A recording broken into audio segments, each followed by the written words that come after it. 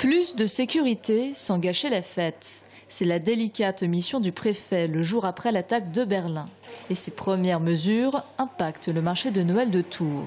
Retour du contrôle systématique des sacs et des manteaux, recrutement de nouveaux agents de sécurité, fermeture des points d'accès des rues Victor Laloux et du Grand Passage et augmentation des patrouilles de police, aussi bien à l'intérieur qu'aux alentours du marché. Il faut que les gens continuent à venir, évidemment, il ne faut pas changer, mais avec toujours cette petite vigilance citoyenne, on va dire, supplémentaire. Et nous, côté ville, on met tout ce qu'on peut mettre en place, évidemment, pour sécuriser le marché de Noël, et il est sécurisé. Autre objet de préoccupation des autorités, les messes de Noël. Le dispositif sécuritaire va être renforcé samedi soir autour de la basilique et de la cathédrale de Tours, tout comme dans les autres églises à forte affluence du département, comme à l'Île-Bouchard, Loches ou Chinon. Pour le préfet, il faut dissuader sans alarmer.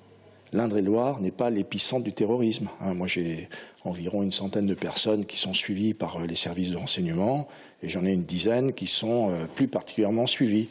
Maintenant, ceux qui commettent des attentats ne sont pas forcément celles qui sont les plus suivies. On garde les yeux ouverts, les oreilles à l'écoute et on fait en sorte, en liaison avec les maires et les organisateurs de ces moments festifs auxquels est légitimement attachée la population de ce département, que ces moments se passent bien.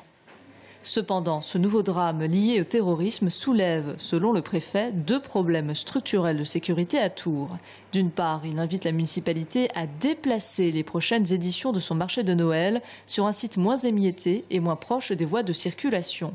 D'autre part, il juge la rue nationale trop poreuse et vulnérable à une intrusion de voitures. Si pendant les fêtes, les patrouilles de police vont être multipliées sur cette artère, il invite la ville à se pencher sur une solution plus pérenne.